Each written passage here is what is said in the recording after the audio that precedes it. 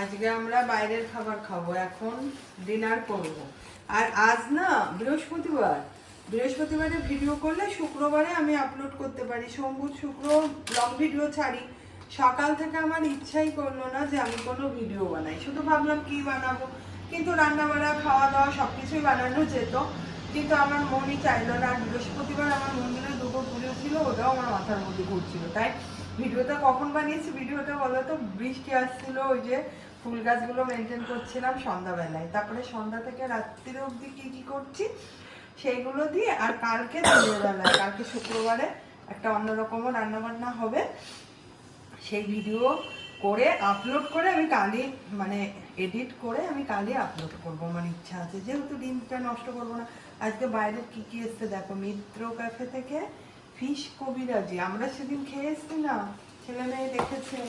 এবার ওদের না খাওয়া অবধিও ভালো লাগছে না, আমাদেরও না খাওয়ানো অবধি ভালো লাগছে না। তাই গিয়েছিল কাজে, বলল আমি আসার সময় নিয়ে আসবো।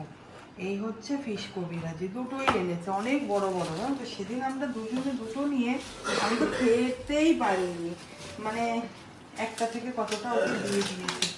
আর এর মধ্যে কি আছে, আমরা একদিন ও এনেছিল, অরূপ রাজার, ও খেয়েছিল। মোগলাই পাওয়া যায় জানো মিত্র ক্যাফেতে, কিন্তু ওখানে বসে খাওয়া যায় না, মোগলাইটা নিয়ে এসে খেতে হয়। তাই আমরা বললাম একটু মোগলাইও নিয়ে এসো।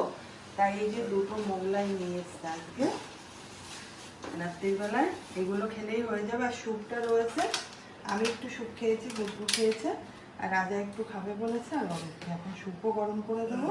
আর এই দেখো দুটো মোগলাই, এই হচ্ছে আজকে রাত্রের খাওয়া দাওয়া।